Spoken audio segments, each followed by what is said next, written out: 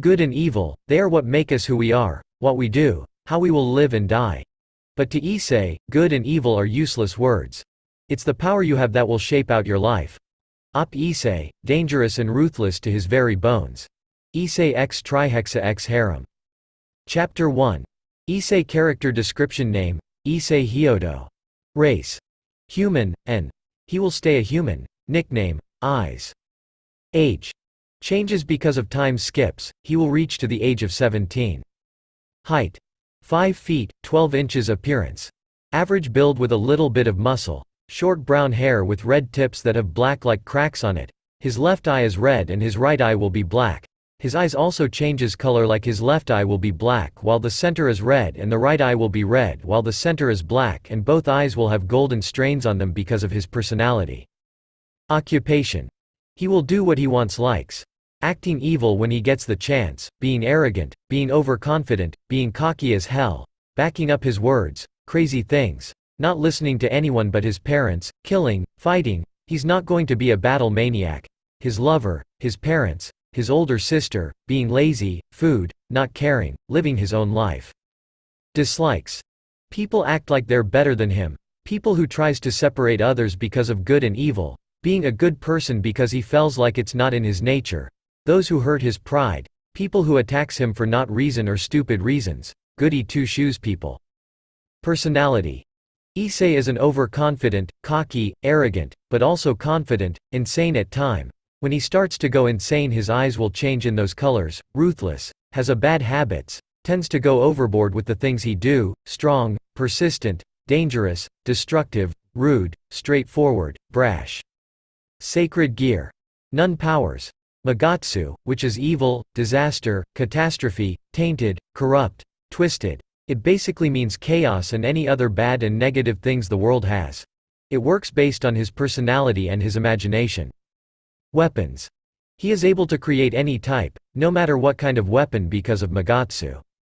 Bad habits, Issei tends to never hold back on what he is doing, and sometimes show a childlike smile when he's going overboard. And his childlike smile is same as speed of sound sonics from the manga called One Punch Man. Relatives, Akito Hyodo, dad, Ayame Hyodo, mom, Sayuri Hyodo, older sister. Quotes, is this really the place you want to die? What's wrong? Nothing left to say, huh? Ha. Hey, they started at someone like you can never defeated me, got it. It seems you didn't learn your lesson yet, huh? Issei Harem. Trihexa, main girl, Ophis, Femme Great Red, Asia, Rainair, Rias, Akano, Kaneko, Irina, Xenovia, Calawarner, Middlet, Sayuri, OC sister, Kuroka. End. That's the end of this description. 1. That's right, I made Trihexa the main girl in his harem because I can, so suck it up. 2. Fair warning, this Issei will be a character you would really want to punch in the face because of who he is. 3. If there are any girls you want them to be in the harem, tell me in the reviews who they are and why should I add them. That's it for now. Bye smiley face. Ch1 of 7 next, Chapter 2. Prologue Part 1. Prologue. Good and evil, two entities that have been around for generation, maybe even from the beginning of everything. The battle between good and evil is the essence of everything anyone does. These two entities have been known to go at war with each other in any shape of way or form, no matter what it is. Whether be it gods, dragons, devils, fallen angels, yokai, spirits, fairies, animals, mythical creatures, demons, beasts, and humans. These beings have been used for the cruel conduct that good and evil brings. As there's an old saying that God and the devil can't exist if one goes away. But, that saying has been proven wrong in ways that seem unspeakable to others. The corruption of good by evil can also become a cruel conduct. As it is known, if people are committing action that they believe is good, then to them it is good, but soon or later, they may realize that what they are doing was never good in any sort of way, but in ways of evil and corruption.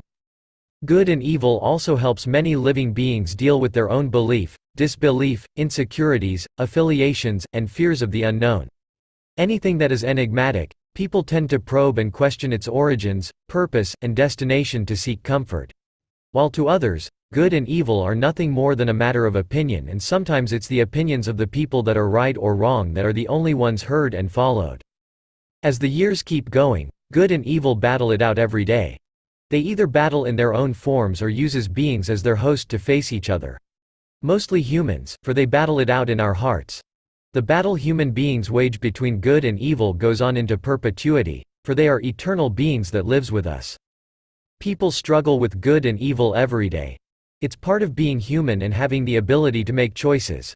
It could be as simple as saying whether you would want a life filled with action, or a life filled with peace and silence. But it's good versus evil that have been played out every day. Good and evil is the duality we bring into life as human beings. The world itself is not about good and evil. It's about creation and destruction and new creation from the destruction itself. It is a constantly changing world that keeps cycling on and on without regard to human values. But the human perspective is that some things are good and some are evil, and it's virtually impossible to get away from this, but the problem is defining the evil versus the good. Human life is inherently contradictory. The nature of what is evil seems to be very human in form. We create monsters from our minds. Ultimately, we have the monster within us. Now is the time where good and evil finds their new host. For as a girl of pure and innocent heart, she is the most kind and caring girls that may never be found in millions or possibly billions of years. While for evil is a boy who is about to be born, for he will have a life that he will never have expected. Scene change. Hospital labor room. In the labor room, there seems to be a woman with short brown hair, chocolate brown eyes, and a big stomach who seems to be laying on a bed with two people at side and a doctor and women beside him, who seems to be a nurse. At her left was a man wearing glasses who also had short brown hair and chocolate brown eyes. On her right was a little girl who seems to be 5 years old, 4 feet, 6 inches tall. She had long brown hair which passed her shoulders and chocolate brown eyes. The man's name was Akito Hyodo. The woman was Ayame Hyodo, and the little girl who is their daughter is Sayuri Hyodo. What was happening now is Ayame Hyodo was giving birth to another child, and her husband and daughter was there to support them. Akito sat on the bed beside Ayame and held her hand while he ran a cool damp cloth over her sweaty forehead with the other hand. Ayame was dilated almost 10 centimeters. After only 3.5 hours of labor, Akito cast a happy glance at his daughter Sayuri, because Sayuri going to be a big sister like she always wanted to. Akito gently caressed Ayame's shoulder gently before kissing her cheek. She was doing so well. Already she was at approximately 9 centimeters and she had been able to silence her cries for the most part. She only broke just about every bone in Akito's hand as payback for the pain. Ayame pushed up on her hands, bending her legs at the knees. She panted slightly, a contraction coming on strong. I feel like I need to push. Ayame ground out as the contraction let up. The wife giving came forward quickly before laying back down again. As Ayame was beginning to go for another push, she had her eyes closed tightly as she braced for another contraction. Ayame, Aya. It's time. We are about to our next meet son or daughter. Akito spoke softly to the laboring wife. The expectant mother nodded, her brown eyes alight with fear of the unknown. Don't push. Just let your body do all the work. The baby will come when it's ready. Tu-san right ka-san, Ototo or Imoto is doing his or her best to. Everything is going to be alright, said Sayuri who is trying her best to support her pregnant mom. Ayame nodded and thanked her husband and daughter for the support they're giving her. As she began to wait because she was allowing the baby to come on its own, not forcing it out when it wasn't ready. She felt her stomach muscles tighten and it brought a pained grimace to her face. Her body was trying to naturally ease the baby out of his or her compact home for the last 8 months. Then suddenly, I feel it. It's coming. Ayame grunted out as she resisted the urge to push the baby out. Okay Ayame. Easy does it.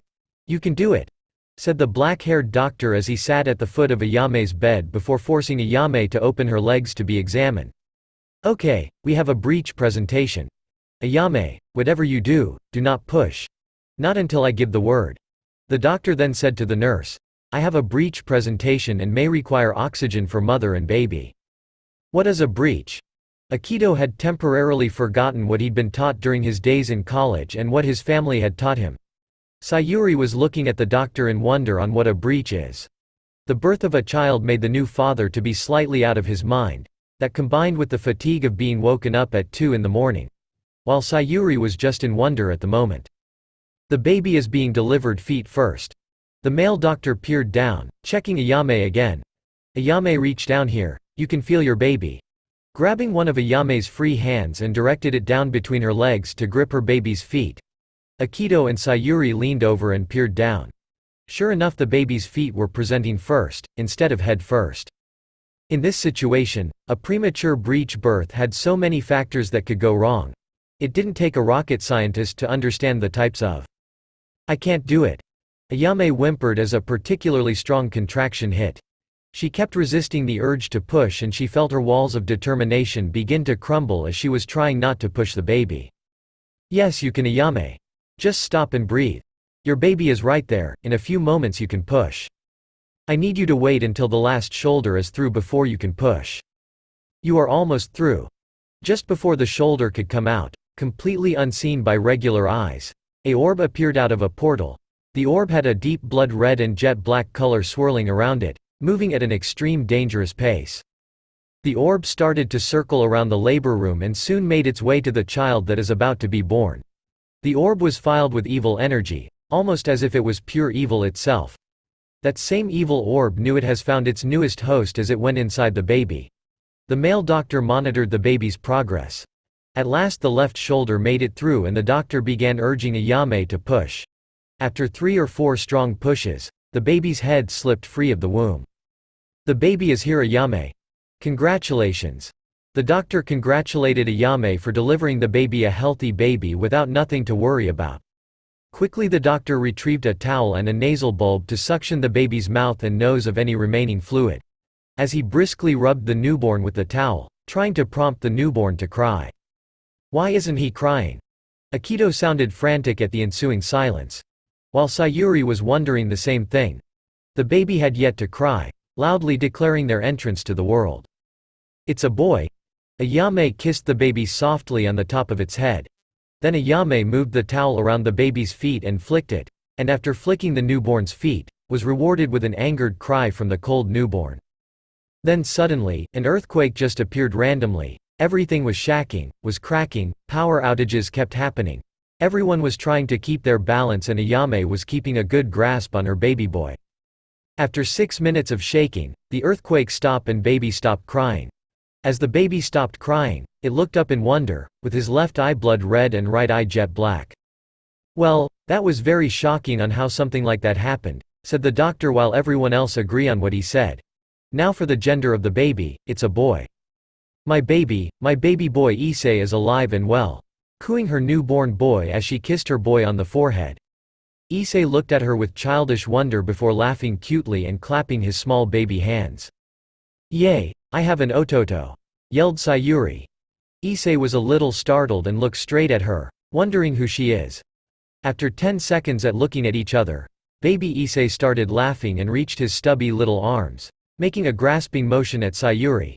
Sayuri answered her ototo wish by grabbing his little hand. Hello ototo, I'm your older sister Sayuri. Said Sayuri softly to make Issei feel safe. Hey Issei, do you want to see you daddy? Said Ayame as she moved Issei to her husband Akito. Hi Issei, I'm your daddy. Akito whispered softly to his curious newborn. As Issei kept staring at him with wonder, Issei started clapping happily at and then yawned as soon as he was getting tired because of seeing things new to him. Akito, Ayame, Sayuri all smiled as they were becoming a family altogether. For they had a feeling that this child would be something great. Scene changed.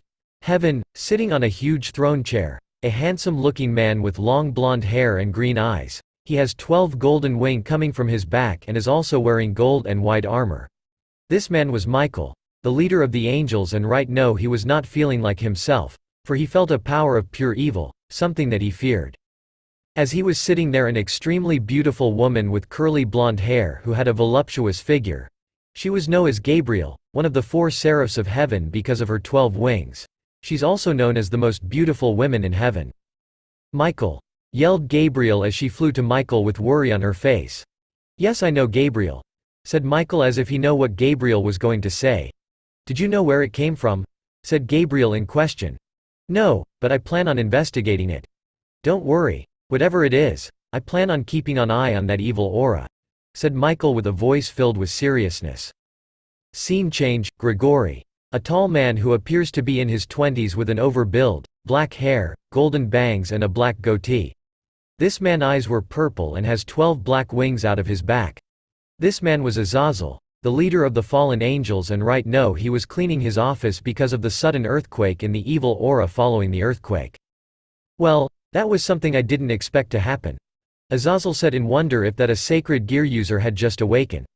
Azazel Wright is curious on who it was from. So he decided to make an investigation on who was bringing out that aura and if that person has a sacred gear. If that person does, he could find a way for that person to join his ranks. Scene change. Underworld, in a huge castle, a handsome and young man, having the appearance that he is in his early 20s with shoulder-length crimson-red hair and blue-green eyes. Beside him was a beautiful woman who also appears to be in her early 20s, with silver hair matching her eyes. Her hair, which flows all the way down her back, features a long braid on each side with small bows at the ends, while the rest is let down, ending in twin braids. What made her stand out is she is wearing a blue and white French maid outfit with long sleeves and a white maid headband over her head, with red lipstick as a cosmetic accessory. Their names were Circex Lucifer and Graphia Lucifuge. Right now, they were in the underworld, thinking about why that the sudden earthquake happened and that evil aura they felt. As Circex was curious, he asked Graphia to make a search party for the aura they felt, to see if it was a threat or not. The same thing happened in Mount Olympus, Asgard, Svargaloka, Kyoto, Romania, and the Land of the Dead. As each important figure in each part of the world were all wondering on the same thing and decided to investigate in the evil aura. Scene change. Dimensional gap. A huge red dragon with eyes that are pure gold and a young girl with black hair that reach down to her hips. She had gray eyes, pointed tip eyes, and wore a black gothic Lolita outfit. It was the true dragon Great Red and the dragon god Ophis. They were labeled as the strongest in the world, even to the point that God feared them, and right now they were fighting for who gets to stay in the dimensional gap. This battle went on for days, until they felt that same evil aura. When they felt it, they stopped because they knew what it was. They knew it was something they should watch out for. But they also knew that the person with that aura was going to be their future mate. Scene change. End of the world. At End of the World, was a large seal that kept something dangerous, something beast-like, something murderous, something apocalyptic was being held in the seal. This thing was the Emperor Beast of the Apocalypse, Trihexa. Right now, Trihexa was trying to find a way to get out of seal that God placed on her, and yes, Trihexa is a girl. Because of how much of a feared such a creature she is. God feared her to the point where he had to erase everyone's memories of her, so that no one must not know of her existence. As soon as she was about to make another attempt to get out of the seal, she felt that same aura everyone else felt. She knew for some unknown reason, that the person with that aura was calling for her. For her to be with that person, love that person and stay with that person till the end of time. For she knew for some unknown reason, that the same person with that evil aura would free her from the seal and wanted her to be that person's eternal mate. End. That the end of Prologue Part 1-1. For the prologue, I might do 2 to 4 parts depending on how much I write. 2. The whole world is now on notice of Issei because of Magatsu, so things are going to be a little bit interesting. 3. I might make Trihexa a yandere type character. If want Trihexa to be a yandere character, tell me yes or no in the reviews or message me yes or no. Issei's harem. Trihexa, main girl, Ophis, Femme Great Red, Asia, Rainier, Rias, Akano, Kaneko, Irina, Xenovia, Calawarner, Middelt, Sayuri, OC Sister, Kuroka, Velilana Gremory. 4. Suggestions are still open if you didn't know. 5. I thank the Renegade Soldier for asking me to put in Velilana Gremory because I have a good idea on how I should add her to the harem. 6. I am going to add more relatives to Issei's family for story purposes. That's it for now. Smiley face. Previous ch2 of 7 next. Chapter 3. Prologue Part 2. Prologue Part 2. Time skip, 9 months. We see ourselves in a new area. Apparently it's a small town. What we see is a huge house. It is a large, 6-story house. For those who are living in the house, it has 3 large basements within it. On the first floor, it includes guest rooms, the living room, kitchen, a bathroom, and Japanese-style room, washitsu. On the second floor, it consists of many rooms. It also has 2 interconnecting doors which are connected to each other. On the third floor, it also consists of rooms, a study, and a storeroom for things that may have use. On the fourth floor, it also consists of rooms. On the fifth floor, it also consists of rooms. On the sixth floor, it's actually VIP rooms for very important events. On the first basement floor, it includes a movie theater, training rooms, changing rooms, and a large indoor bath which has a refrigerator with many kinds of drinks. 2 hidden rooms. The first one is an empty space. The second one also has an assortment of baths of various sizes, but are noticeably larger than the first and are decorated gorgeously with ornate patterns, tropical plants, dragon statues pouring water into the baths. On the second basement floor, it includes a heated indoor swimming pool. On the third basement floor, it's mostly vacant floor that is generally made for storage. It also include a library. All floors in the renovated house are accessible via an elevator. There appear to be hidden rooms in the residence due to the designer of the house having a fondness for hidden rooms. 2 of such are located in a corner that leads to a dead end on the first basement floor and at the corner of the bath. People would wonder whose house this belongs to. This house belongs to the esteemed Hyodo family. Now people would wonder why this family is so esteemed and why would they have such a thing. Well then, let's look back on history and the Hyodo family life. Backstory. During the time of the beginning of everything, on earth were gods, angels, the newly born devils, fallen angels, demons, mythical creatures, dragons, and spirits, vampires. Humans were newly created. Humans were used for many things to every other creature in the world. Playthings, toys, slaves, entertainment, experiments, food, and sometimes formal wares. But, there was one human who stood above all other humans. This man was Geese Hyodo, also known as the Human Nightmare. He had a regal and very menacing appearance. He wore a hakama, the top that covered his upper body was pure white and the bottom that covered his lower body was red. Brown slicked back hair. Dark brown eyes. He stood at 6 feet tall and weighed 181 pounds with muscles from all of his physical activity and training. And the person I am talking about is Geese Howard from Fatal Fury. That's right, he that fucking awesome. You'll see when I describe what he did. Geese was human like no other. He would always take any of his problems head on without any fear. When demons would come after him to make him lunch, he would kill them with the greatest of ease because of training and skills he had. From his training, he would train in hand-to-hand combat and energy manipulation called Kai. So he would call it a Kikijutsu, Kobujutsu. To make these 2 styles stronger, he would add Kai to them and made specific techniques for them. These techniques were called Reppu Ken and Double Reppu Ken, where he would launch waves of Kai. Shippu Ken, where he would launch Kai from the air. Yae Ken, where he would slide at a fast rate to his opponent carrying a load of Kai where he would strike the midsection of his opponent. His most strongest techniques were the Raging Storm. When he would touch the ground, a huge energy geyser would appear to destroy anything in its range. Deadly Rave, where would unleash a combination of punches and kicks and finish it off with a double palm energy strike. The last technique was the Thunderbreaker. With some difficulty Geese can summon lightning and let it explode like his Raging Storm. Geese's Aikajutsu styles is his primary fighting style. Aikajutsu is a style with several throws, counter throws and locks. However, it is a style that normally lacks striking attacks, and Geese's uses strikes that seem to come from various disciplines of karate-do and/or karate-jutsu. He also knows Kobujutsu, the traditional and older schools of Japanese martial arts. To make his fighting styles more dangerous he would gather Kai, where he can gather chi energy from Gaia, the Mother Earth.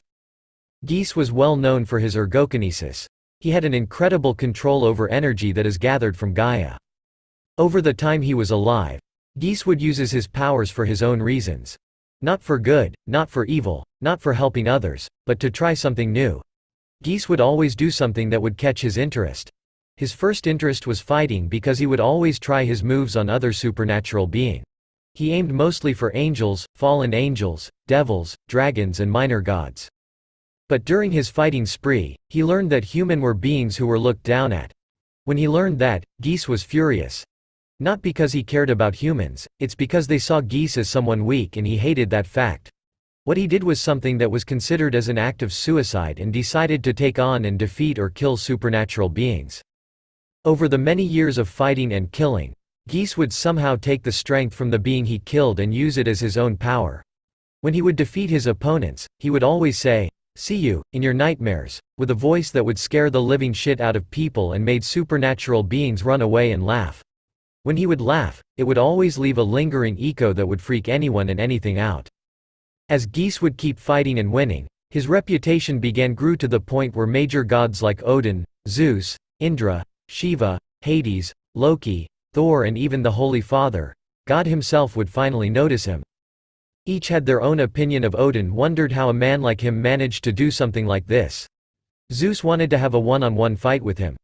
Indra believed he was a waste of time and didn't care about him. Shiva was very curious about this human. Hades didn't care about him because he would die in the end.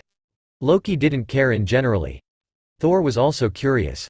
The Holy Father, God himself, wanted to know his intentions of doing this. Time skip. As time would pass, Geese finally meet with Zeus. Zeus was an old man with a muscular figure. He wore a toga and had a long white beard that reaches his neck. At first glance, Geese was intrigued because of all the power that this god had. Without second thought, Geese challenged Zeus to a fight before Zeus could do the same thing. At the very start, both warriors began with hand-to-hand combat. As Zeus was launching a flurry of punches and kicks, Geese would parry the attacks and counter by locking his joints and throwing him, but Zeus would land on his feet like nothing would happen. "You're good," said Geese with an acknowledging smirk. "You're not too bad yourself, for a human," said Zeus as he was confident that he would win.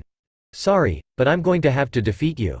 What you doing is an act that is unjustified by the laws of nature." "Really?" said Geese with a calm tone. "Is it really that bad to defy nature and change what is happening now? 'Cause I don't see how that is bad, in fact it's a good thing because everything is going to change, whether you like it or not." "I understand that," said Zeus as if he already knew. "But what you are doing is something that should not happen now. Only after 10,378 humans can begin to make a stand for themselves. And I do not know the exact number where people do their own thing." Geese then folded his arms, cocked his head back and said, "Come on," as if he wanted to get back to the fight. Zeus began to charge his godly energy by making his legendary thunderbolts that Hephaestus made for him. Once the thunderbolt was in his hand, Zeus threw it straight at Geese, still smiling and remaining calm. Repu Ken. Geese suddenly launched an energy wave that cancelled out the thunderbolt like it was nothing. Zeus was not surprised. No, he was a little bit in shock because a human was able to cancel out his signature weapon like it was nothing. Zeus's mind was coming up with question on how does he have that much power? How is he able to stop his attack with ease? Where did he get that power and why did it feel so similar, like he felt it before?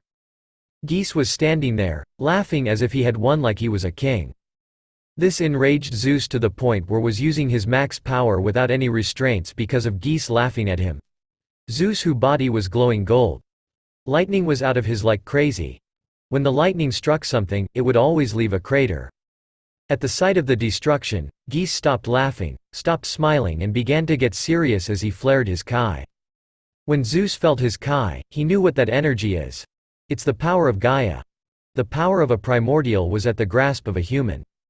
Without sparing any words, Zeus and Geese disappeared. Bam! Bang! Bang! Bam! Bam! POW. Each time both of them reappeared, a big shockwave would appear as each of the attack were hitting each other, leaving behind craters of their destruction. Ya-Ken Geese suddenly hitting Zeus's midsection was sent flying.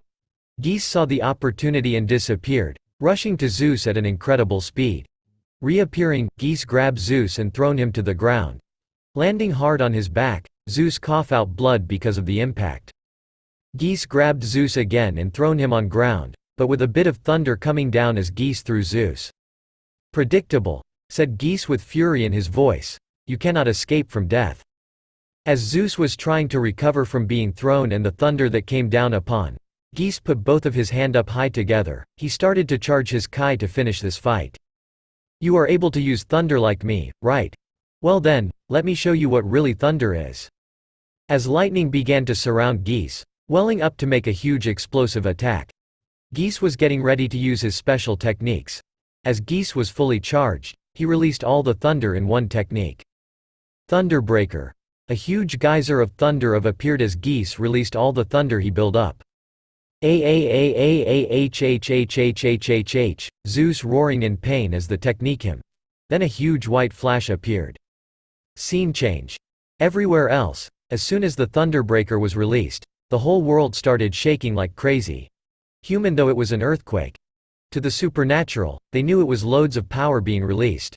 So they decided to check it out. Scene change. Back to the battle. As the white flash began to die down, we see two warriors. One standing proud and one on the ground, wounded but still conscious. "See you, in your nightmare," said Geese as he disappeared. "Geese Hyodo ha, what an interesting human," said Zeus as he acknowledges his defeat and decided to stay down. Time skip. As time keeps passing on, news of Zeus's defeat became a worldwide. Humans saw Geese as their last and only savior to humanity. While the supernatural were being to get worried that this human may be the end of them, except the gods and Greeks. The gods wanted to know about this human, while Greeks wanted to take him out for defeating Zeus. As things were progressing, Geese decided that he would put an end to this whole supernatural fiasco by doing one thing that is so suicidal, so reckless, so stupid, so idiotic, so evil that no one would have the courage around that time to do something this crazy. He decided to challenge God himself. Geese made something like that public because he wanted to get the world's attention on an event like. Humans actually lost hope because their savior was going to die trying to go toe-to-toe with the being that created everything. Every supernatural being all believed one thing, that this was a stupid human to make such a foolish decision. Without hesitation, God agreed to the challenge because it was something he knew that he had to settle.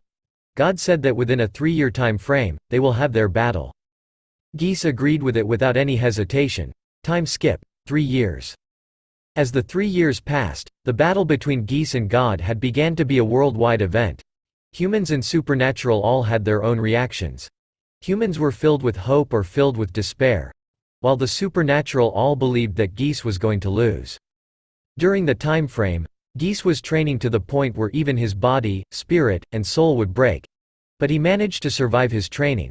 While God was learning magic and about Geese, to see if there was a way to defeat him. Scene change. Huge Colosseum. It was day of the battle. Tension were riding high. Everyone's nervous, in pressure, worried, scared, terrified. Every being were talking about the match, about the outcome, who will win and who will lose. As they kept talking, gold light appeared on one side and blue Kai appeared at the other side. At the gold side, came out God. He was a very old man by his face. Golden eyes that shine. Long white hair that reached to his legs. A long gray beard that went past his neck. He wore a church robes that were white and gold. While Geese was still wearing the same hakama. People and supernatural wondered about Geese's out because they never saw something like that. "Before we start," said God as if he wanted to know something. "What is that you want, that would make you do these kinds of actions? Is it power? Do you desire knowledge, to stand with us gods or to keep fighting us?" "There are 3 things that I want," said Geese with a serious tone. 1. I wanted every human that were killed because of all of this to be revived. 2. Everything that was destroyed, it has to be fixed no matter what. 3. You and every other supernatural has to return to you world, no matter what you are, and stop terrorizing human. That last demand shocked everyone, as every supernatural being were complaining. "Silence!" yelled God with a tone of authority. "So, do we have a deal?" asked Geese as he held out his right hand to God. "What would happen if you lose?" asked God. Without hesitation Geese said, "You can cast judgment on me and do whatever you want with all the human." At the sound of that, every human lost faith in Geese because they thought he was going to lose. "Deal." God agreed and shakes Geese's hand. As God and Geese shakes hand, they went back to their respective spots to get ready for the battle. A random angel came down who seems to be the one who calls the match to start and end. "Are both contestants ready?" Both of them nod. "Go." Then the angel flew away. Both warriors were standing there, measuring each other. Try and get a good idea on how their opponent fights. Before they could charge at each other, a blood-red and jet-black orb suddenly appeared out of a portal. At that time everyone was more focused about the fight and didn't pay attention to the orb. That is when that orb took the chance and entered into Geese. When it did that, Geese felt weird and yet so powerful. What he felt was something very evil enter in his soul. But something like that was going to stop him. It's because he believed that this evil aura would help him win. As they began to charge at each other, both warriors covered both their hands and feet in the air power. God's was gold. While for Geese, it wasn't the same blue Kai that he always uses. Its new color was now red and black. Without sparing a single second, both of them started with a contest of strength. Both Geese and God were using 50% of their power. As the contest kept going on, the earth started shaking violently. Mountains breaking, land splitting, oceans raging. The clouds started changing colors and the sky were now of 3 colors: red, black, gold, white. Humans and weaker supernatural beings were dying because of their heavy aura. The stronger beings were on their knees trying to catch their breath. As things were getting tense in the strength contest, 2 pillars exploded out of both warriors as they went into space. As the pillars die down and disappear, both Geese and God were not there. "Don't worry, we have a backup plan for when something like this happen," said a random angel as he used his magic to form a type of projector for others to see the fight. Scene change. Space. In the deep space, both warriors were still in the contest of powers. Geese readied his left knee to hit God in the stomach, but God parried Geese's knee with his left knee as well. Both of them trading knees from left to right. Each hit leaves an explosion that would bring out waves. Each hit filled with their own power that left streams of energy. As God was just able to use another knee, Geese suddenly reduced his strength so that God would lose his balance. When that happened, Geese head butted God. As the attack connected, God flew back a little because it stung like crazy, using the open opportunity. Shippu Ken. Shippu Ken. Shippu Ken. Geese launched a volley of red and black Kai that were size of meteorites.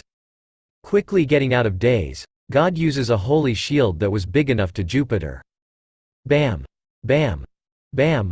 As the volley of Shippu Ken connected with the shield, leaving a cloud of smoke, Geese uses his speed to get behind God from a distance. Ya Ken, Ga, hitting God in the spine. Geese grabbed his cloak and thrown him with a lot of force. Then, Ya Ken, Ga. Geese launched another attack sending God flying away, this time hitting the solar plexus which made God cough out blood. Resisting the pain, God charged a lot of holy power in his right hand and disappeared from sight. Geese looking around to see where God was. Bang!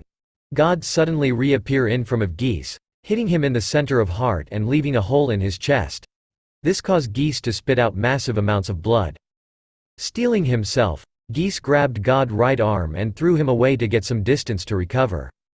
Steadying his balance from being thrown, God looks at Geese and was shocked at what was happening to him. The hole in Geese's chest began healing, like it was regenerating. "How do you have regeneration?" yelled God. "HMPH, come on," said Geese with a calm voice. Without a second of delay, both warriors were now trading attacks in hand-to-hand combat. But Geese was the one who had the upper hand because he always trained in physical combat. Each attack that God launched, Geese always parried and counter by using open palm strikes to the abdomen, chest, ribs, and jaws. Each open palm strike was stronger than the last. As the flurry of attacks, parries, counterattacks kept continuing, God was slowing down because was ruthless with his moves. Deadly Rave.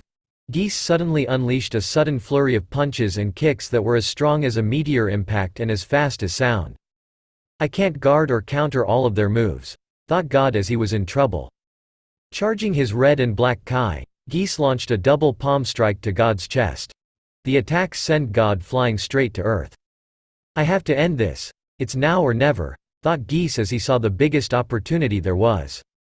Using his speed, Geese stood on top of God. Both hands raised to the air together, Geese gathered all the energy his body has. All of his Kai, Gaia's energy, and the red and black energy that he didn't know what it was. He was charging all the way to full power. Raging. As both of them were falling to earth at a rate where they are considered a falling star, Geese was ready to end this once and for all. Scene change. Huge Colosseum. Everyone was surprised at how intense the fight was. How both warriors were using so much strength. How Geese was winning. As the Geese and God were coming down, everyone looked up to say something was coming, but they all knew who it was. As both of them were coming down at an fast speed, the earth was shaking because of all the power Geese was storing to release. Bam! As the crashing impact left a huge crater. Stu or MMMM.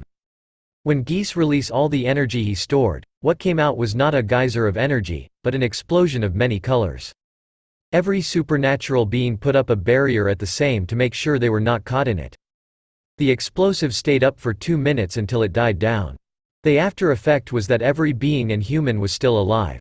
The Colosseum was gone and the explosion left a crater. But this crater was not a normal crater. Geese's technique left a crater that destroyed 1/10 of Earth. Everyone was shocked to the point where they are a little scared of Geese. Everyone watching the fight looked down to see who won. On was standing proud of his victory, with scars and marks that were healing. While On was on the ground, groaning in pain and to the fact he lost. Geese had won. God had lost. TTT. The WW winner of TT this M match is GG Geese Hyodo, said the random angel who called the match. The world was so silent, like you could hear people's heartbeat. Supernatural being were shocked, in denial, did not believe it. That the mightiest of gods have lost to a mere human. To human, they were happy, in joy, relieved that they got their freedom. Crossing his arms in an X form, Geese said with a proud tone, "That was just my disgust." At those words, every being began to charge at Geese to kill him. Geese charging his Kai for another raging storm. Then suddenly, "Enough!" yelled God as everyone stopped with what they're doing. Trying his best to get up, Geese walks over to God to help him up. People were shocked yet again. "I have lost this battle and I am willing to accept that. Don't any of you dare to tarnish something this important." No one moved or made a sound until Geese decided to open his mouth. "Do you accept my demands?" asked Geese. "Yes," said God with a single regret. As God released a golden light, it fixed all kinds of damage on the earth, no matter what as was. Humans that were killed were being revived.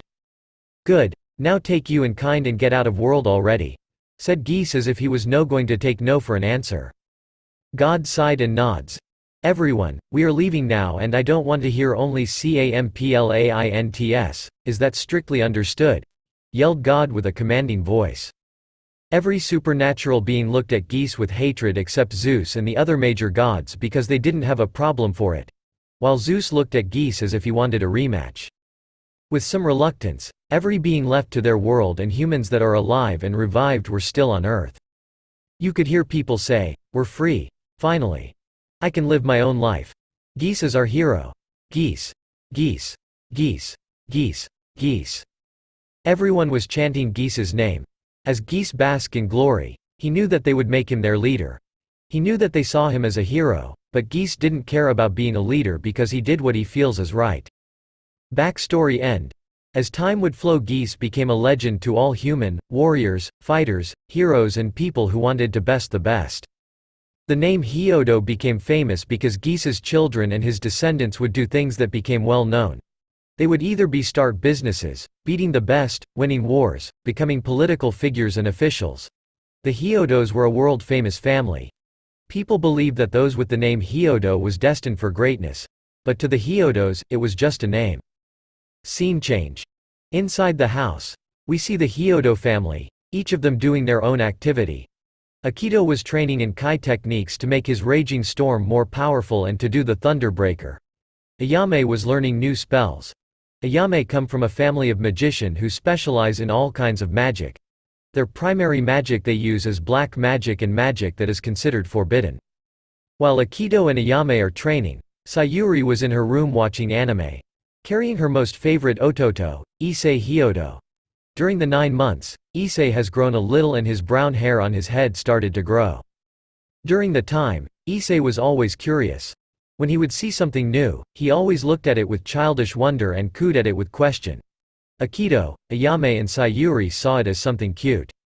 When Issei would want something like food, something to drink, being held, wanting his diaper changed, or to held affectionately, his parent or his older sister would somehow knew and granted it to him. But when he wanted to be held affectionately, Sayuri would do that the most because she loved doing that and Issei loved it when Sayuri would hold him. During time Akito and Ayame would go training, Sayuri would carry Issei to watch how they. At first look, Issei was very curious at what they were doing. What the Hyodo family don't know is Issei would remember what they were due. Issei mindset may be small, but he adapts and remember what he sees. Time skip. 2 months. As time would pass, Issei would get bigger and his hair grown out. Right now, Issei is being breastfed by Ayame. Even though he takes a bottle or some baby mush, he like being breastfed. As that was happening, the front door was open and inside came Akito with mail in his hand. They're 2 large ones that stood out from the rest. "Welcome home, dear," said Ayame with a loving tone. "What did you get in the mail?"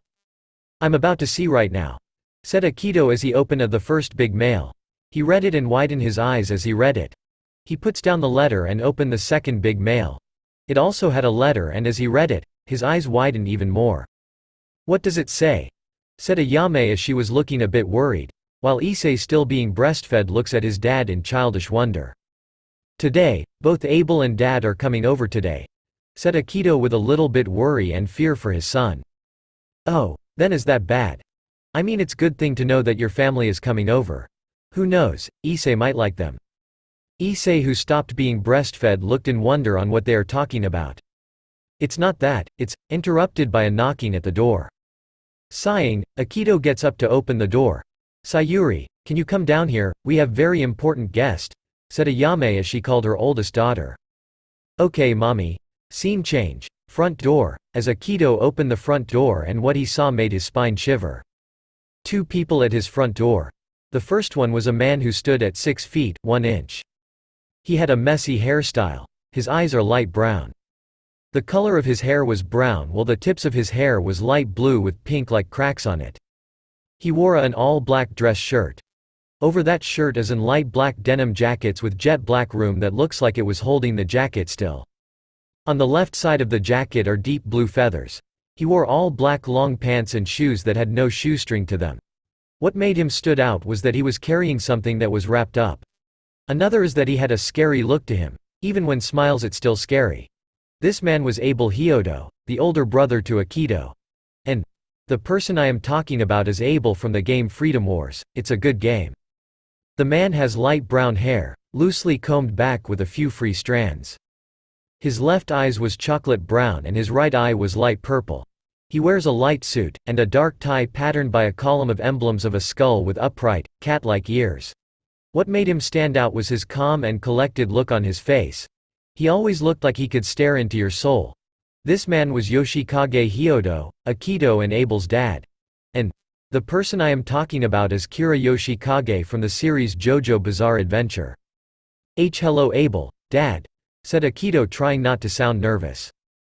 "Hello son," said Yoshikage with a calm tone as always. "What the matter, you seem stressed out for some reason," said Abel as he patted his younger brother's shoulder. "May we come in?" asked Yoshikage. "Sure, some in." Scene change. Living room. "Mommy, who's the guest?" "Well, they are Uncle Abel and Grandpa Yoshikage." "Really? Well, if it isn't my little niece," said Abel. "Uncle Abel!" Sayuri yelled and rushed toward her uncle as she jumps toward him. Abel catches his niece. "Haha, I see you're still hyper and energy as every." "Of course I am. Hey uncle, would like to meet my Ototo," said Sayuri with lots of excitement. Abel widened his eyes as he heard something like that, but nodded his head in agreement. As Abel put Sayuri down, she led him to where Issei was. "Hello Ayame, still beautiful as ever. You don't need to flatter me much, Abel. By the way, where is Akito?" "He's talking with Dad right now. But besides that, who's this small kid?" said Abel as he and Issei were looking at each. "That my Ototo, his name is Issei," said Sayuri in excitement. "Really now? Well then, nice to see you baby Issei." Issei looked at Abel for 5 seconds before he starts cooing happily and started reaching out to Abel. "I think he wants you to hold him," said Ayame as she was passing Issei to Abel.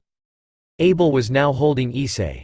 Tickling his nose, Issei was laughing happily at what Abel was doing. "Well, he full of energy. I say he's going to be a great person when he grows up." Before any else could say something, Akito and his dad walk in. "Grandpa!" yelled Sayuri as she ran to her grandpa. "Hello Sayuri, you've grown a little since the last time I saw you," said Yoshikage with a small smile. "Hey Dad." Say hi to the newborn here." Yoshikage looked at Abel to see a small child in his arms. Issei looked at Yoshikage with curiosity, but then started reaching out to him. "So this is child who caused that earthquake and released that evil aura." Everyone except Sayuri eyes widen at what he said. "So you noticed, huh?"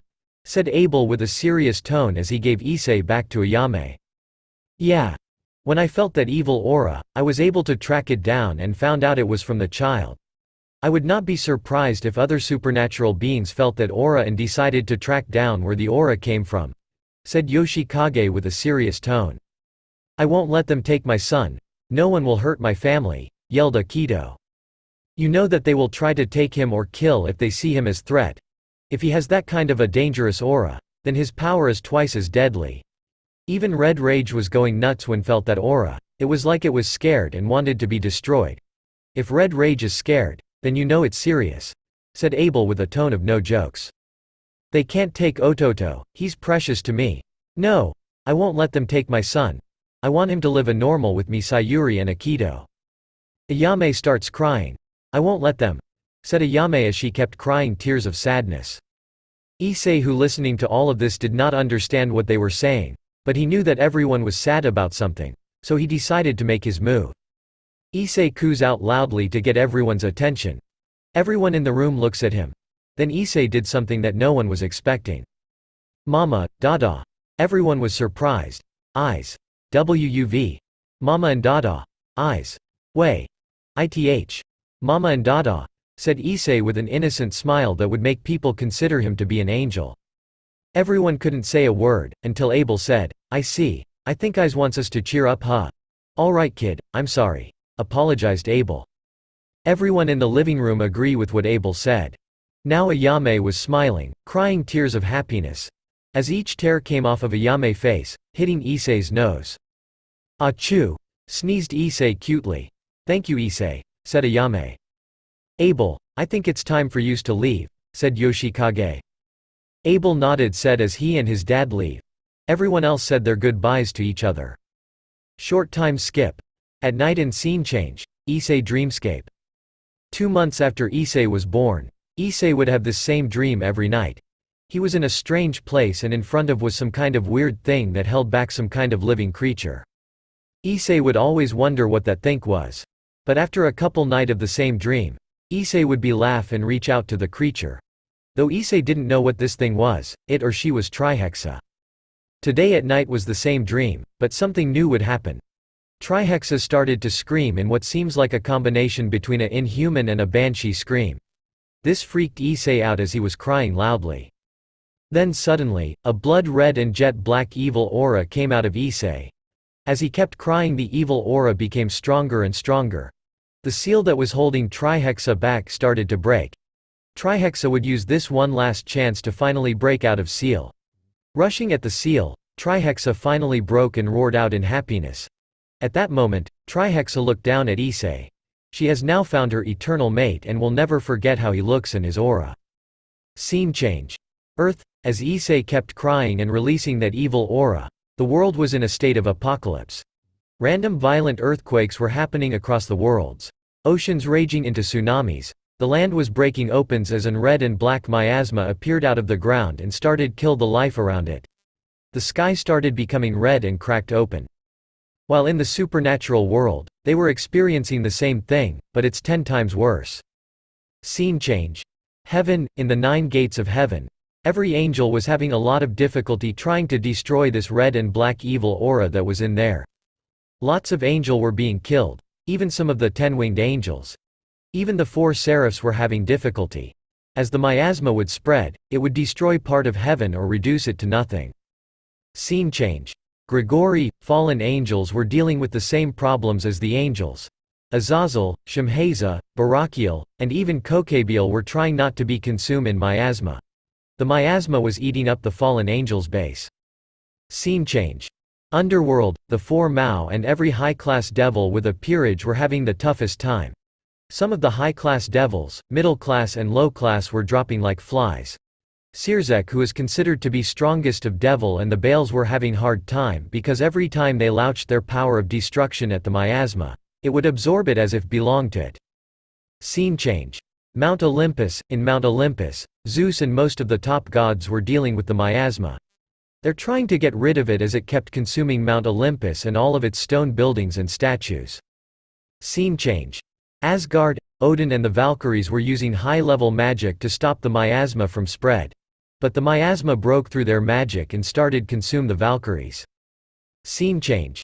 Svargaloka, Indra, Shiva and Vishnu and Indrajit were all working together to get rid of the miasma that invaded their own homeland. Scene change. Kyoto. In Kyoto, the yokai were only dealing with the violent earthquake. They were prepared for something like the natural disasters, but they weren't ready for this evil aura they felt and the miasma that was spread. Scene change. Romania. All of the vampires had the worse as their race were dropping like flies. Most of the pure-blooded vampire bodies started to bubble out in a red and black acid-like substance when the miasma touched them. Scene change. Land of the dead. All the dead soul were going crazy as they felt that aura.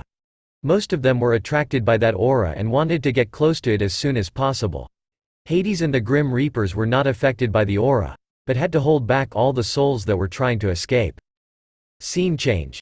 Dimensional gap. Dimensional Gap was going crazy at that evil aura that was being released. Both Ophis and Great Red were not affected by the evil aura. In fact, they were extremely attracted by the aura and the being who had the evil aura.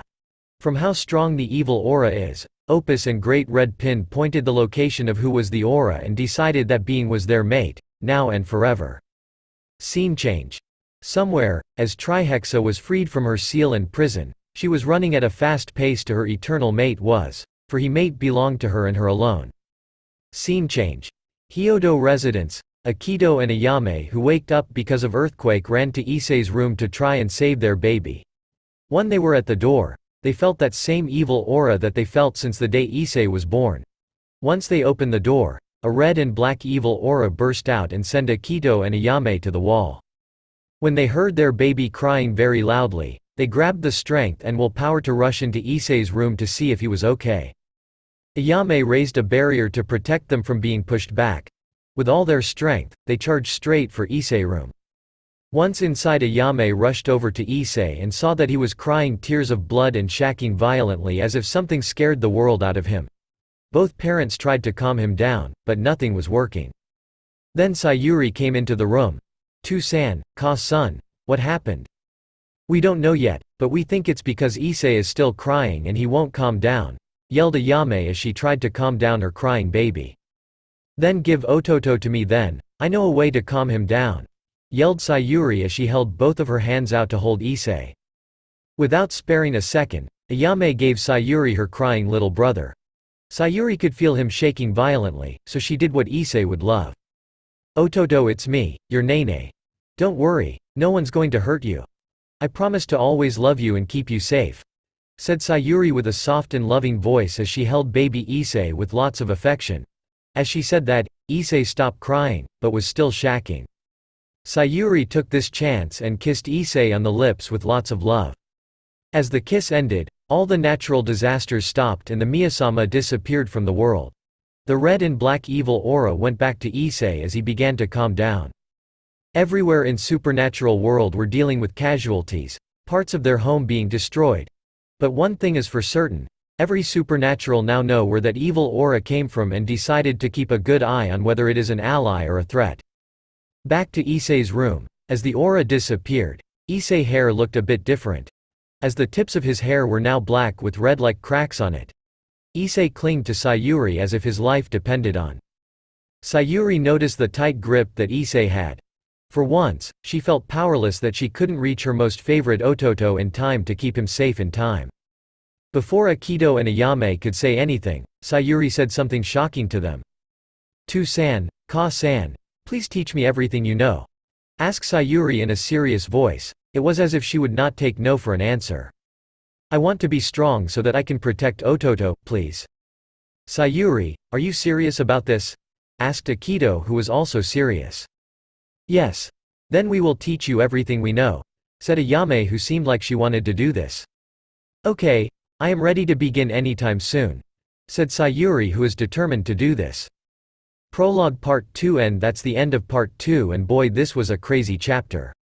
As for Issei's harem, Issei's harem: Trihexa, main girl, Ophis, femme great red, Asia, Rainier, Rias, Akano, Kaneko, Irina, Zenobia, Calawarner, Middelt, Rosweiss, Sayuri, OC's sister, Kuroka, Velalana Gremory, Valerie, Yasaka, Kuno, Gabriel, Ravel, Serafal. People have been saying Griselda, but I don't know how to add her to the harem. So if anyone has an idea how, please tell me. My imagination was going crazy on the backstory. Things got real serious when Baby released the power that is Magatsu. The reason Geese beat God because most of the supernatural don't train physically. That gave Geese the upper hand in the fight. Since Geese can uses the power of Gaia who is a primordial being, and since high school DxD logic is that if you have power of a god, you're as strong as God. So Geese was as strong as a primordial being. Since Magatsu is basically anything that is chaos, negative emotion, and evil, Magatsu can draw out the power of anything that is evil. Whether it's from anyone, any planet, any universe and any world, anything. So Geese had the victory in his hands. This is probably the longest chapter that I have ever done. Trihexa is now free and is now on the move for Himate. Everyone knows where that evil aura came from and is now going to it. I am going to add the Kazan syndrome and blood burning from Dungeon Fighter Online to Magatsu. The reason why is the Kazan syndrome is it causes a massive amount of negative emotions, which fits perfectly for Magatsu. Blood burning because it's the power of a blood devil, and this blood devil is pure evil. Chapter is the last part for the prologue, so when I finish part 3, I will start the story. Yandere Trihexa vote is still open. Harem suggestion are still open. Alright, that's for now. Bye. Smiley face. First, previous ch3 of 7 next. Chapter 4. Not a chapter, a challenge. I challenge anyone to write this fanfiction. A high school DxD and JoJo Bizarre adventure. The main character is Issei. He will 2 sacred gears. The first one is the boosted gear, and everyone knows what the boosted gear does. His second sacred is the Crime Force gear. The Crime Force gear is a dark green dragon-like gauntlet with a silver gem. What it does every time it says berserk, Issei would becomes more aggressive and psychotic to the point where he would become an unstoppable killing machine. The dragon in the Crime Force gear is Grendel. If the Issei goes balance breaker with the Crime Force gear, the armor would look more dragon like the boosted gear's balance breaker. The color of their armor is dark green, the gems and the eyes are silver. The spikes on it are blue. Issei can do a fusion balance breaker where it would be called the Crime Force Welsh Boosted Sin. The stand that Issei will have is Anubis. If you want to know Anubis's abilities, search it up on the JoJo Bizarre Adventure Wikia. Issei will not be mind controlled by Anubis because Diedrich won't let that happen. When Issei finds Anubis, he is not broken into 2 pieces, he is still whole like the time Chaka found him. And he does not serve anyone because he never meet Dio, ever. Issei will not be reincarnated into anything else because Grendel will not let something like that happen. When Issei fights using Anubis, he can switch from 2 styles. The first style has no form or technique, it's just pure and ruthless violence. The second style is the Shiai style where it's all about hitting fast and swift, brutal and gruesome cuts that will lead to death. Issei's has 2 personalities where his first on is calm, cool and collected, which is basically acting like a gentleman. Where his second personality, which is his real one, is highly aggressive in destruction. When Issei fights, he's more of a battle maniac than Valley, Grendel, and Crom Cruach combined. For the pairing it's Issei x Femme Great Red. You can do harem if you want to, I don't really care, but the main girl is Femme Great Red. That's the challenge. First, previous ch4 of 7 next. Chapter 5. Prologue Final. Prologue. Time skip, 7 years. It has been 7 years since the red and black destruction that suddenly and mysteriously appeared. Since then the world has been in turmoil on the large damages and the casualties. Many rich families had to spend a lot of money to help with all the buildings that were destroyed and the funerals they had for their families. It was time of sadness, as many people had lost a lot of family members and friends. Many schools, banks, business offices, restaurants, homes, trailer parks, apartments, mansions had been destroyed because of the earthquakes. While that happened, many dead bodies were found in lakes and oceans. When people were on cleanup duty for the bodies, They felt sick to their stomachs because of how the bodies look. Many of bodies that were floating had their organs out and floating with them. Some of the organs were even tied up other organs in a sick way. While in hospitals, many of the doctors and nurse were having the same problem. People were dying. This was something normal to them, but this time it was different. Doctors and nurse were dealing patients who had had that red and black miasma that were in their bodies.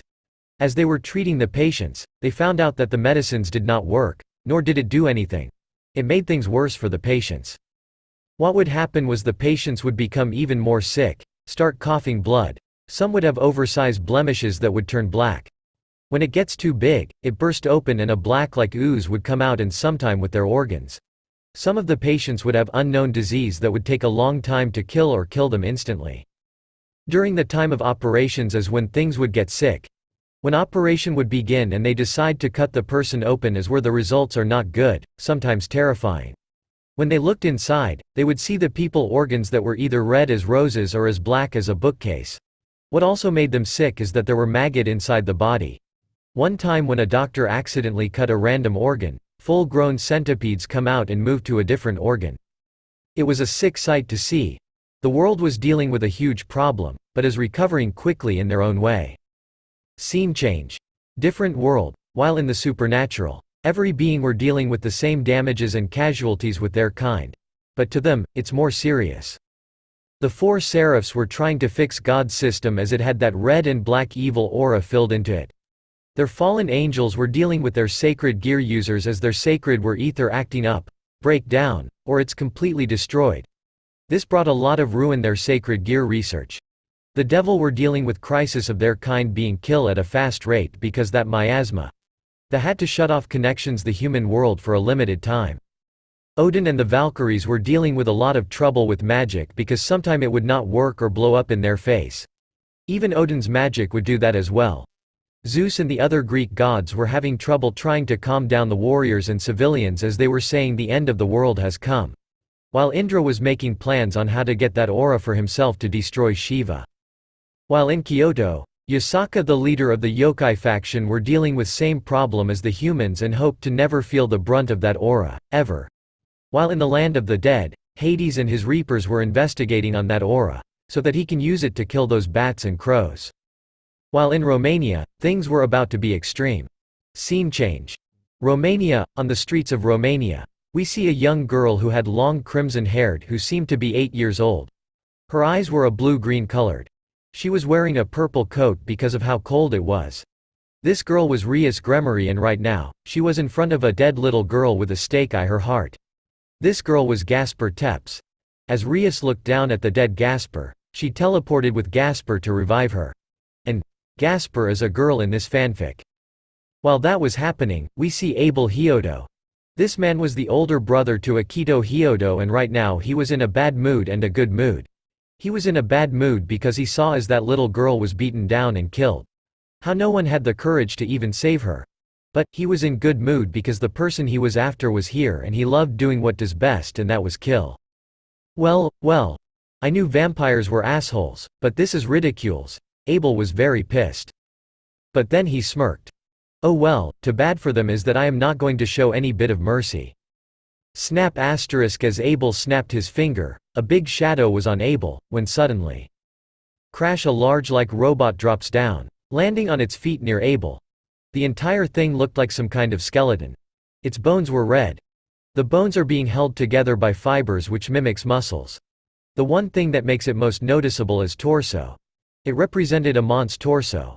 On both of its forearms are extra large miniguns, and on both of its shoulders are large metal cases that were loaded with lock-on missile. This was Red Rage, Abel's best weapon that would always stay with him. Are ready to do this, Red Rage? Asked Abel. Red Rage howled loudly enough to shake all of Romania. Alright then, let's do this shit. With that yell, Abel pulled out a long katana that was wrapped up. This katana was Aftershadow, a weapon that Abel liked to use. Jumping and grabbing Red Rage arm, Red Rage was charging straight into vampire territory. Scene change. Romania. As the vampire were doing what they want, they felt the ground shake. Rumble, rumble, rumble, rumble, rumble, rumble. As the shaking and rumbling were getting stronger and heavier, The vampires looked in the direction of where it was coming from. What the hell is that? Run for it. Get away from us. The vampires were running as Red Rage was charging straight in without care. As soon as Red Rage got a good enough distance, it started firing bullets and rockets at the vampire civilians. Ah! Gah! Eeah! Boom boom bang bang. Bang, vampires were either being shot by large bullets or blown up by missiles. Red Rage was unleashing a storm of bullets and missiles. While that storm was happening, Abel jumped off Red Rage's arm. "Who the hell are you?" Abel smirked. "Why does everyone I'm about kill ask that question?" Abel then stabbed the ground.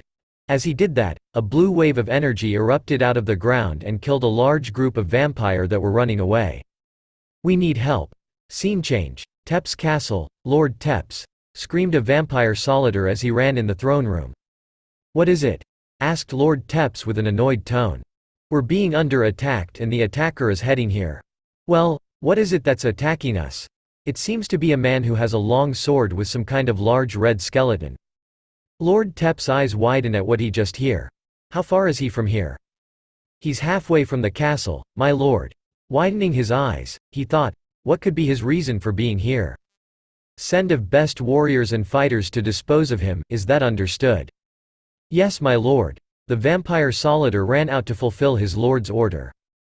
"Damn it, what is it that he wants?" Scene change. Romania. "Come on, you blood-sucking bitches, show me what you got." Abel sent a slash wave of blue energy at another group of vampire civilians, killing most them as their body parts were flying.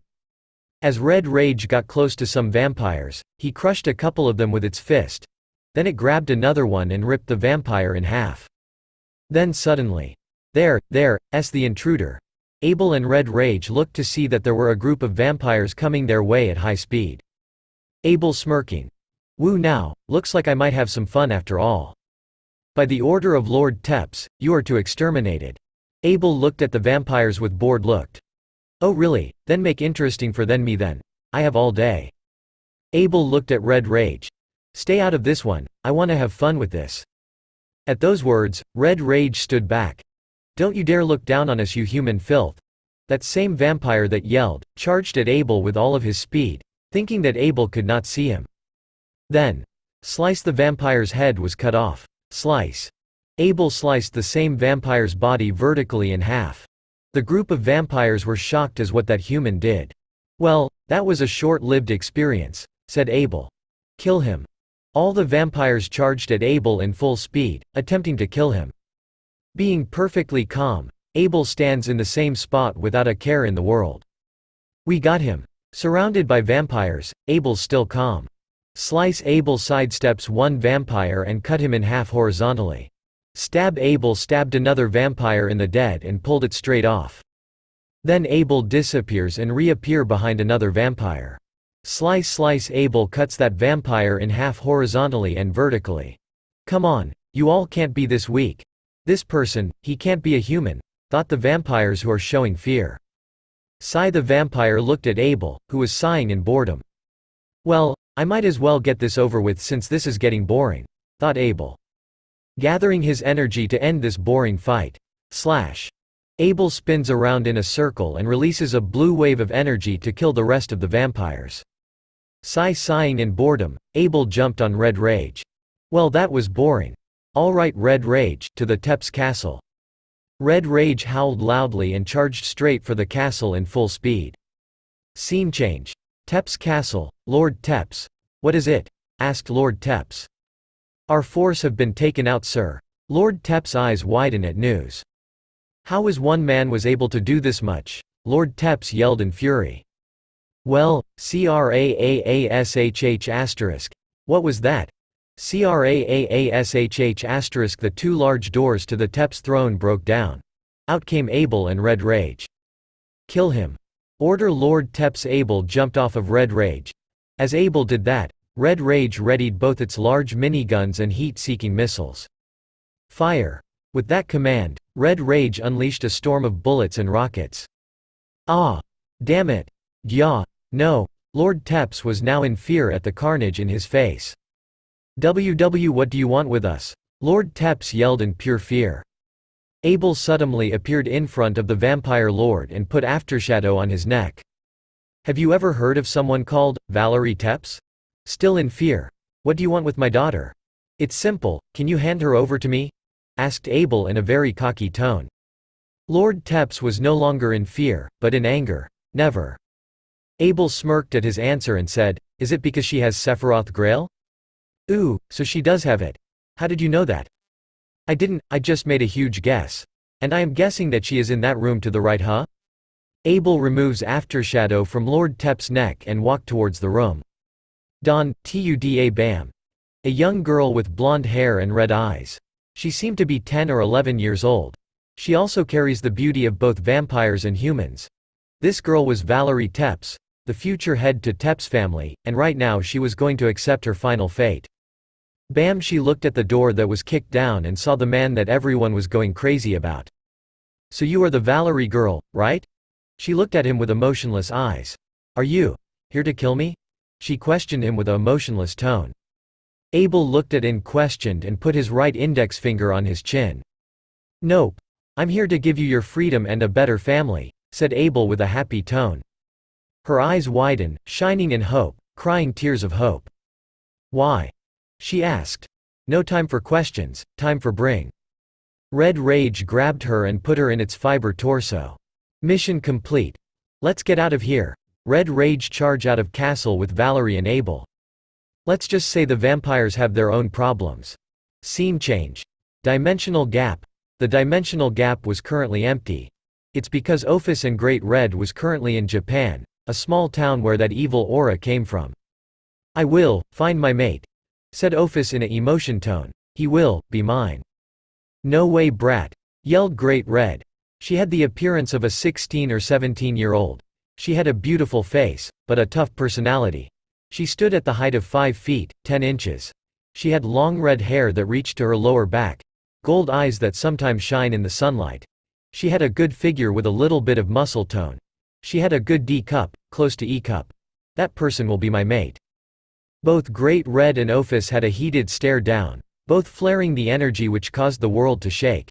But they both calmed down because they wanted their mate. We'll deal with this later, right now we got important things to do. Agreed. They both resumed their search, but they knew that they were close. Scene changes. Somewhere in the small town. While that was happening, Trihexa was near the place of where her eternal mate. Ishishishishi, I'm soon close to my eternal mate. Oh, just imagine the things I'm going to do to him. The life I am going to live. And of course, the many long years of mating. Ishishishishi. Trihexa had made a face of pure ecstasy. Her emotionless eyes were filled with horrific. A voice that was sickly sweet. Trihexa had an appearance of a 7-year-old girl. It's because that was how old was her eternal mate. She had ash gray that went past her shoulders. Red emotionless eyes that had faded black ring, but it was still visible to see. She wore an all-gray cloth that covered her body. And right now, she was closing in to her lover. Ah, I'm here, she spoke out loud. A sudden light appeared. When Trihexa came out of the light, she was in a small town. So this is where my lover is. She noticed that there were multiple supernatural beings here. She knew what they wanted. They're trying to take my lover. He's mine. I won't let you touch him. He's no one else's but mine, she said with a voice with terrifying madness. She looked in the direction of where her lover is. Then she sensed that same evil aura flare out a little. There he is, she yelled, flying towards of a elementary school. Scene change. Random elementary school that no one cares about. Please, Santo snap. A blonde little girl didn't get to finish her words, as her neck was strangled and snapped by a young boy.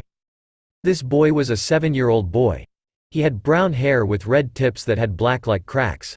His left eye was red and his right eye was black. He wore a red t-shirt with black shorts. He was covered in blood from what he did. He had a few scraps and bruises on his body. This boy was Issei Hyodo. And right now, he had finally killed someone. Shut up. Shut up. Shut up. Shut up. Shut up. Shut the fuck up, damn it. Why can't you just shut up and die already? Issei started to punch her dead face. Each punch he delivered were stronger than the last. As he kept punch, he stated to break her skull and punch her face in.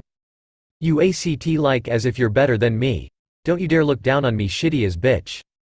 Issei grabbed her head.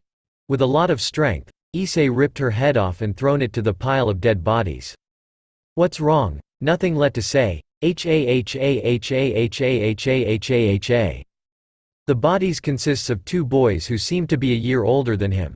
The arms and legs were twisted in an impossible angles. Their bones sticking out. Heads cracked open with their brains leaking out. Another body was a girl who had her arms and legs ripped off her body. Parts of her flesh on her body was brutally ripped off. She had no eyes, nose, lips, tongue, ears. All of her teeth seemed to be ripped out. All of them were brutally killed by Issei. Pant. Issei didn't know when or why, but for some reason he always had the strange urge, desire and sometime lust to fight and kill brutally. When there are time that people would be stupid enough to fight him, he would beat them down brutally or near death. There time where the other kids try to stop him, but no luck. Teenagers tried to stop him, but no luck. Full-grown adults tried to stop him, but no luck. Even police officers would try their hand, but nothing. Only his family could stop his murderous beatdowns. He though that it was all due to that dark, evil voice in his head. It kept talking to him quietly. He didn't understand what it was saying. As the days would pass, the voice would get louder and louder. When it got loud enough, this is what it said. Power. Use my power. Unleash my power. Dominated with my power. Desire more power. You need more power. Kill. Destroy. Murder. No mercy. Guts. Pull. Rip. Guts. Out. Fun. You. Will. Meet. Me. When Issei heard the voice, he was neither scared or in fear. He actually liked the voice and wanted to meet it. To see what that voice wanted to do with him. Issei sighs, well then, might as well head back class. But first, I need get rid of all this blood on me. Issei walks away to find a hose. Issei thought back on what happened, as to why did this happen. Flashback. In a huge black limo, was the Hyodo family. Akito Hyodo, the father of Issei Hyodo and Sayuri Hyodo. Ayame Hyodo, the mother of Issei and Sayuri Hyodo. Then there was Sayuri Hyodo, the older sister of Issei Hyodo. She was now 12 years old. She stood at 5 feet. Her brown hair was a little longer. She is a middle school student. To Issei case, she was his one and only Nene. Ever since the day where that red and black apocalypse appeared and Sayuri calmed down Issei with that kiss to the lip, which Issei never forgot. Issei was like glue to Sayuri, and she loved every second of spending time with Issei. Scene change. Hyodo house. When Sayuri called Issei to take a bath with her, Issei would forget everything and run straight towards her for the bath. When it was time for lunch, Sayuri always share her food with Issei. When she watches TV, she lets Issei sit on her lap. When it was time for bed, she invites Issei to sleep with her. When they got to bed, those two would passionately kiss. Tongues wrestling with each other, but Sayuri would win. She would try her best to hold back her moans. There were times that she would almost grab Issei inappropriately, but she had to hold back. After 6 minutes of kissing, they stop. Eyes, said Sayuri with a seductive voice. Yes, Nene? Just remember that I will always wait for you, okay? Issei nodded with a happy smile. Eyes loves Nene, he said as he hugged his sister. Sayuri smiles. Don't worry Issei, once you're old enough, I will give everything for you. No matter what it is. Whether it's my power or my body, she thought as she went to sleep. Scene change. Limo. Sayuri was a strong and smart child. From elementary to middle school, Sayuri was an A student. She would always pass tests with perfect 100s as if they were nothing. She was strong because of all the hard training she had to go through to protect Issei. She was able to get a good idea about the martial arts that Hyodos know and some of the magic that Sayuri knows. In middle school she's very popular for her outstanding personality, being smart and cute to the boys. Girls would follow her in admirer groups. There times that boys would confess to her, but always say no because they do not match her standards. That would send them away in disappointment. She evens remember on time on parent visited, that 2 boys would try to use Issei to get close to her. This is how it went. Time skip. Last year, 2 middle school boys approached Issei. The first one had blonde hair. He was a little bit taller than Issei. The second one had black hair. He was about an inch taller than Issei. Hey kid, you're Sayuri-sama little brother, right? asked the blonde-haired boy. Yeah, who are you? Asked Issei with a little hostility in his voice on what he just heard. Both the boys took a step back.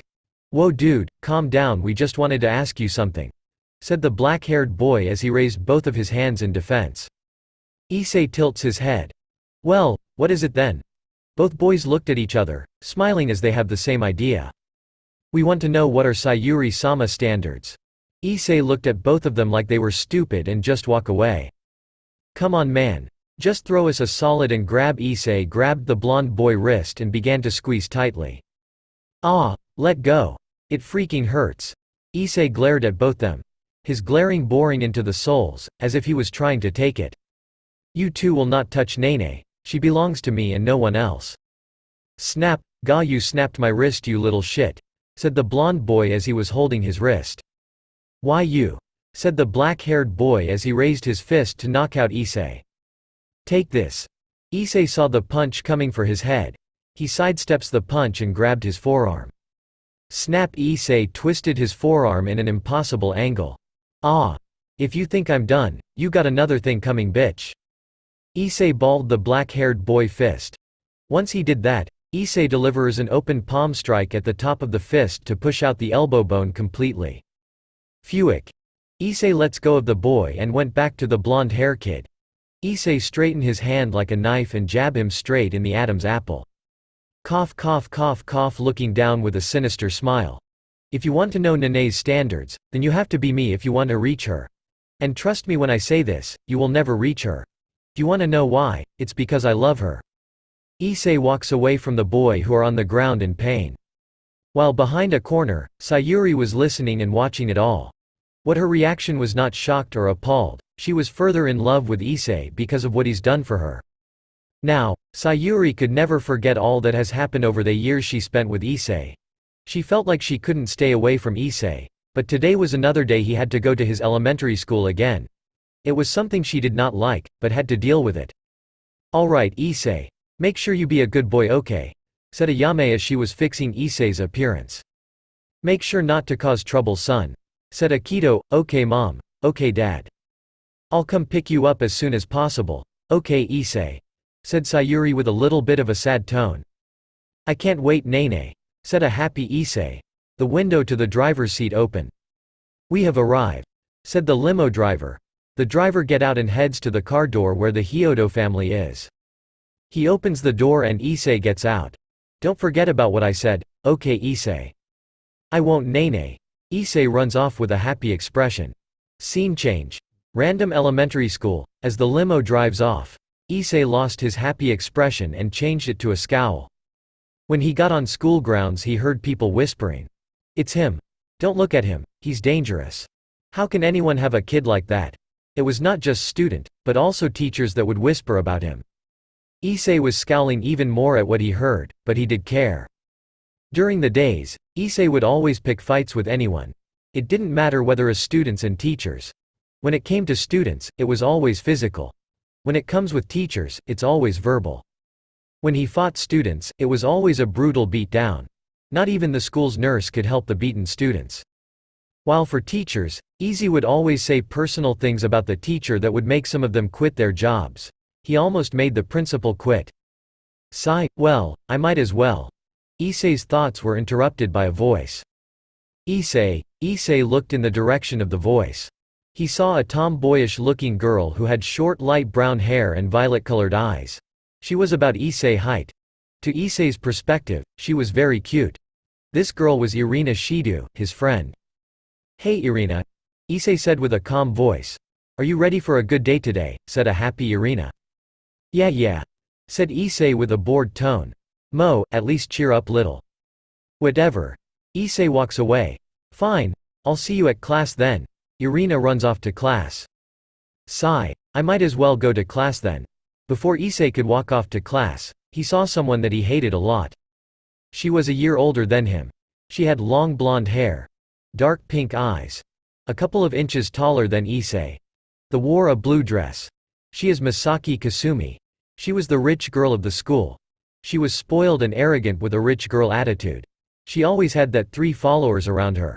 It was 1 girl and 2 boys. The girl was the brains and the boys were the bronze. Issei hated that about her because he believed that no one is better than him. That people like her should grovel before him and beg him for his greatness. Why are still even alive? Someone like you should just die already, damn it.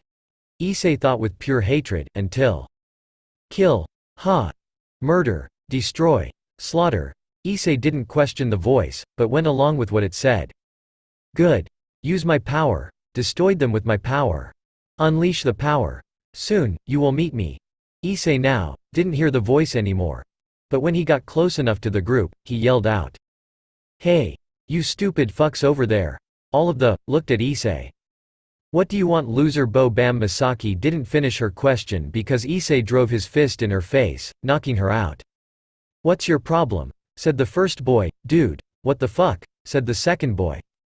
The girl ran to Misaki to check up on her. If you don't like it, then come on, I won't hold back. Both of boys came charging at Issei. Then suddenly, Issei began to make an insane smile. A big smile on his face, showing off his teeth that looked razor-sharp. His eyes grew largely. They also changed into different colors. His left eye turned jet black, while the center is blood red. While his right eye turned blood red, the center of the eye is jet black. Both of his eyes had golden strains on them. When the two boys show his smile, they both stopped in pure fear. Standing there, not doing anything as they peed their pants.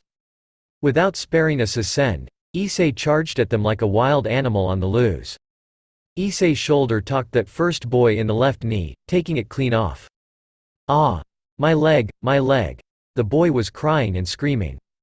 Issei quickly got up and grabbed the severed boy's leg. His hand started glowing red. Then his hand was digging in the open wound and pulled out a bone. He then broke the bone in two and made one of them sharp as a knife. Turning his head to the other boy. Don't think that I'm going to let you live. Issei charged at the other boy and stabbed him in the throat. The boy choking on his blood, Issei pushed the bone deeper in his bone. HM.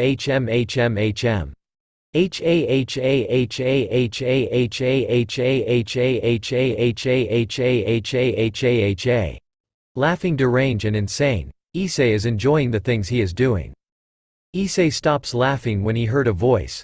Misaki, Misaki, please wake up, Misaki, said the girl who was following Misaki around. Man, you're annoying, said Issei with arrogance in his voice.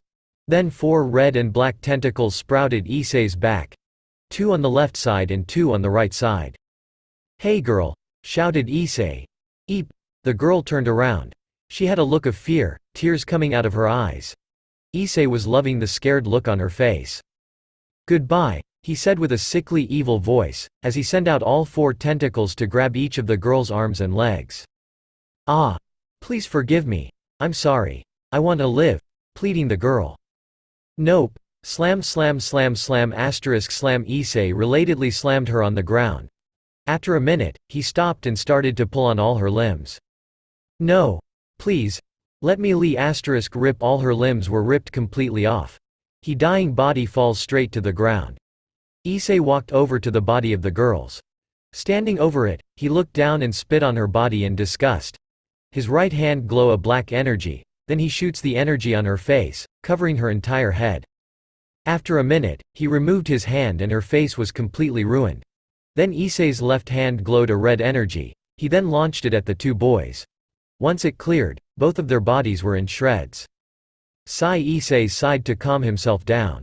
He lost his insane smile and his eyes returned to the regular color. Looking at Misaki, Issei walked over to her. He then put both of his hands on her neck and flashback end, which lead it back to Issei, who found a hose to wash off all the blonde on him. Man, that felt great. Unknown to Issei, he was being watched. Scene change. Top of the beam pole near the school. On top of the pole was Trihexa, and what she saw was something that made Issei irresistible to her. Ah, moaned Trihexa. It's him, my eternal lover. Both her hands on each cheek. Her red eyes filled with horrifying love. She had a look of pure ecstasy. I want him so badly, her voice shaking. She wanted to do so many things to him. She wanted his existence. Her legs began wobble as cum came flowing down, between her legs. She raised the skirt of her outfit, attempting to masturbate her untapped pussy. No, she stopped halfway from masturbating. I must go to him now, and he will be all mine for the taking. She teleports to the school to confront her future lover. Scene change. School ground. Now that all the blood is gone, time to head to Claw. Issei stops as he saw someone new. She had ash-gray hair. Her eyes are colored red with faded black rings on them. Issei could see the horror in her eyes. She was about his age and height. Issei looked at her with wonder until, go to her. Ha! She will help you. Meet me, wait. What do you mean? Thought Issei in question. Then the voice was silent. He looked at her in question. Hello, Issei, Trihexa said in her same sickly sweet voice. Issei took a step back because he was a little creeped out by her voice. How do you know my name? Ishishishishishi. Her laugh defiantly freaked Issei out to his core. She suddenly disappeared from Issei's view. Where did you go? Issei started looking around to find her until. Grab, now, you are mine. She forced Issei in a kiss. Her tongue exploring the inside of Issei's mouth, so that she will never forget what his mouth tastes like. Issei tried to get out of her death grip, but his body began to get weaker and weaker. His consciousness began to fade. Trihexa then emit a dark green and black energy that began to cover both Issei and Trihexa. Before Issei consciousness could fade, he saw the memory of an old dream. It was the same dream he had when he was a baby. This time, he saw what was behind that seal. It was this girl. Then his consciousness faded. Scene change. Black limo. Ring ring. Akito's phone began to ring. He pulls it out of his pocket and look at the caller ID. What he saw surprised him. Abel had called. Abel was never the type to call for something. Who is it, dear? Ask Ayame. It's Abel. Answer Akito. Answer it, daddy, it might be something important, said Sayuri. Akito nods and answers. Yes, Abel, what do you want? Little brother, bring you, Ayame, and Sayuri over to your house. Don't bring Issei just yet and don't bring Sayuri to school. This is seriously important. Bye. He hang up. Driver, take us home. We're not bringing to Sayuri to school today, said Akito. Of course, sir. What happened? Asked Ayame. It seems that Abel wants us to talk about something important. I wonder what could it be? Wondered Sayuri. Scene change. Hyodo house. As the limo stopped in front of the Hyodo house. As they got out of the limo, they saw Abel at the front door. All right, Abel. What do you want? Abel smirked. Well, little brother. Why don't you come in to find out? Abel leads them in the house. When they got in the house, they saw a 10-year-old. She had blonde hair and red. Her ears pointed and pale. They could tell she was not fully human by her aura. She noticed that the person who saved her and new people she didn't know was in the room. She stared at them and they stared at her. Abel, who is this? Asked Akito. Well, you see. Abel scratching the back of his head. After a long explanation on what he did, why did he saved her, why she was here. At the end of the explanation, everyone except Abel had their own action. Valerie was crying. Ayame and Sayuri was tending to Valerie. Feeling sad for her, they tried to calm her down and make her feel better. Akito was shaking his head in disappointment on how vampires treat her and their own kind. So that's why I feel that she should stay here, so that you guys and Issei could protect her. As Valerie calmed down on her crying, she asked, who's Issei? Sayuri answered. He's my little brother. When you meet him at first, he may seems rough, but once you get to know him, he's a really nice person. Valerie tilts her head. Abel was the next person to speak. Don't worry, you'll meet my little nephew soon. Okay. Okay. Scene change. Issei mindscape. My body hurts. Issei gets up. Where the hell am I? Issei looked around, and what he saw was just empty darkness. He keeps looking around, until Trihexa was suddenly in front of him. Whoa. Issei jumps and lands on his butt. Ishishishishishi. Who are you? Trihexa grabbed Issei's head and forced him into another kiss. This time, Issei didn't resist. What happened was Issei was seeing memories. The memories of death, destruction, chaos, slaughter, ruin. The bodies of many supernatural beings falling. Lives being ended by a single blast of power. Gods falling to a mighty beast. Then an old man confronted this beast. They battled and battled for years and years. Until that old man sealed that beast. That man was God and that beast is Trihexa. and Trihexa is this girl. You're the apocalypse that was sealed up, said Issei, who was a little shocked. Yes, my lover, and now you have freed me, she said, hugging Issei tightly. I freed the apocalypse.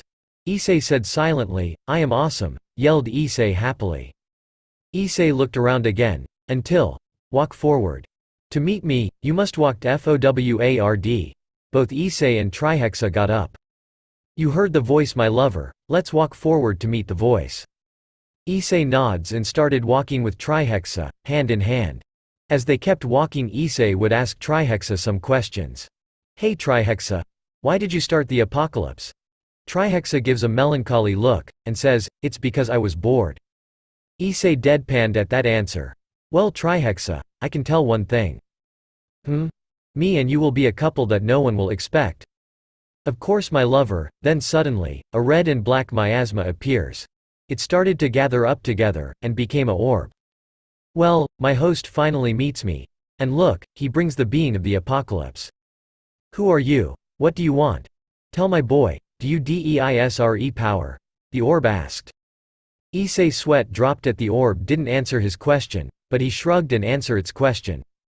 Of course I want power. Then would you need power, for good or evil? Issei snorted at what he just said. Oh please, good and evil are just words. It's all about the power you have. Power allows you do many things you wish you could do. Power can help you do many things that are considered impossible. Power allows you to create phenomenons that have never been created before. It's because in the end, power always wins. For the first time in its immortal life, the orb was surprised at the answer it heard. For many years, when she asked that question, people would answer with good or evil intentions. But this power was different. He desired power to have. It was interested in this boy, very interested.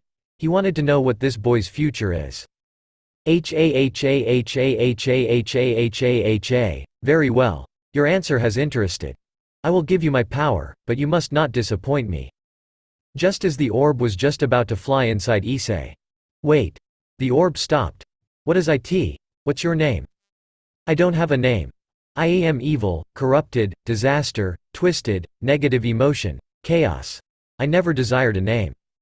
Issei gives a melancholy look, and said, how about Magatsu, since it means all those words? Magatsu, huh? I like that name. Magatsu quickly flowed into Issei. His body is enveloped in a red and black evil aura. All the memories that Magatsu has, now began to flow into Issei's mind at an insane rate. Then Issei passed out. Now, we can be together forever, said Trihexa. Scene change, school grounds. The dark green and black shell disappeared. Trihexa let Issei go from the kiss. The nail marks on Issei healed up quickly. Then Issei woke up and jumped to his feet. How do you feel, my lover? Questioned Trihexa. He looked at her and smiled. I feel fine, actually I feel great, Issei said, flashing his newfound power. Scene changed. Distance from the school. That's where he is, finally, shouted Great Red. I will find my mate, said Ophis with an emotionless voice and hollow eyes. Both of them teleported to the red and black evil aura at the school.